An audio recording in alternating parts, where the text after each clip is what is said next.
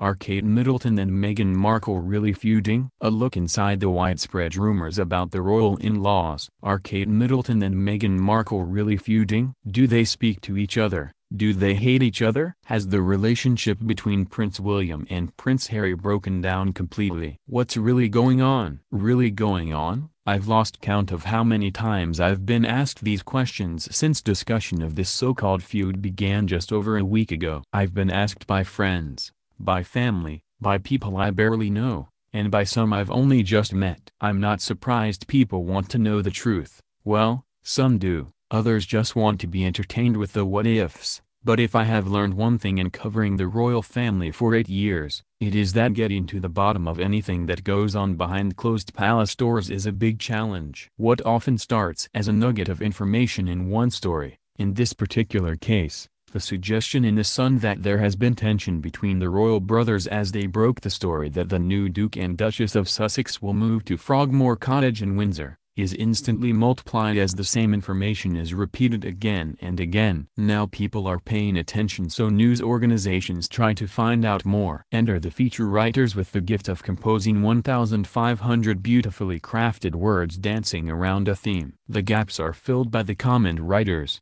some expressing outrage at the reporting of the very information they are amplifying. Finally, come the stories about the story itself, the stories by the media about the media and how it is creating a storm. Eventually many members of the public will conclude that there's no smoke without fire, citing the volume of coverage as a reason it must be true.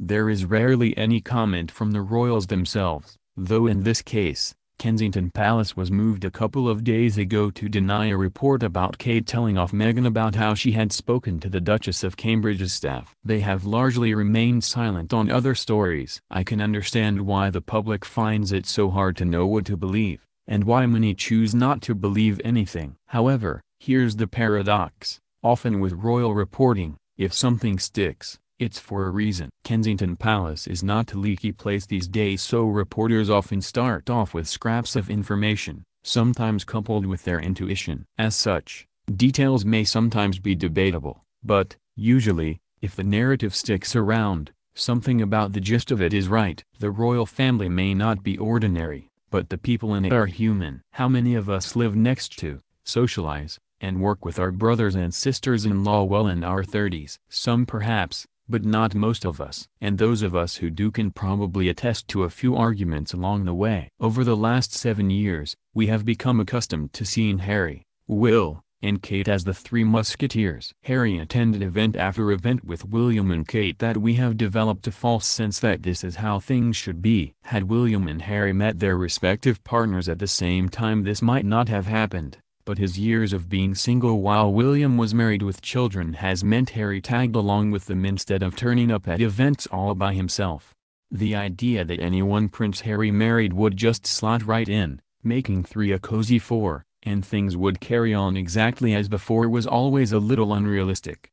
Palace aides say the reason for the move away from Kensington Palace is logistical. But Harry and Meghan wanting to strike out on their own is surely a normal part of any family life. As for disagreements, there undoubtedly have been some. Many people would agree that this, too, is part of family life, particularly when change occurs. Not to mention the conflict-prone process of planning a large family wedding. Meghan had 34 years to cultivate a strong sense of who she is and what she believes in before she became swept up into Harry's world and all that comes with being a royal girlfriend. Before marrying him she moved countries, gave up her career and committed herself to a life of duty in the public eye. Kate also made the same commitment. But many would argue that adjusting in your early 20s is different to rethinking your world, and moving permanently to a new country, in your mid-30s. Comparisons between the two women were inevitable from the beginning, and many may ask why the focus is so often on the dynamic between Meghan and Kate and not the brothers. Is it because new relationships are inherently more interesting than the established ones? If so, then why are we not all talking as much about how Meghan gets on with William? The age-old narrative of female rivalry may prove irresistible for some,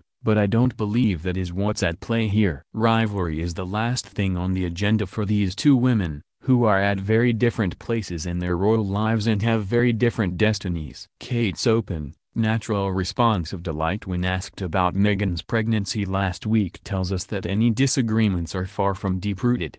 In hindsight, one of the most illuminating moments for observers of the William, Kate, Harry and Meghan dynamic came when the foursome were carrying out their first official engagement together at the Royal Foundation Forum in February. Host Tina Daly asked them, "Do you ever have disagreements about things?" Cue laughter. Meghan looks down, Kate fiddles with her hair and William says, "Oh yes. I'm no body language expert but I don't need to be because William says it himself." Yes they do. Yes they have. Yet there they were, all four of them, sitting together on a stage, laughing together and working together. "The last thing you disagreed on, how did you resolve it?" Daly presses in an interview style that seems a lot bolder now than it did at the time. "Is it resolved?" "We don't know," William said.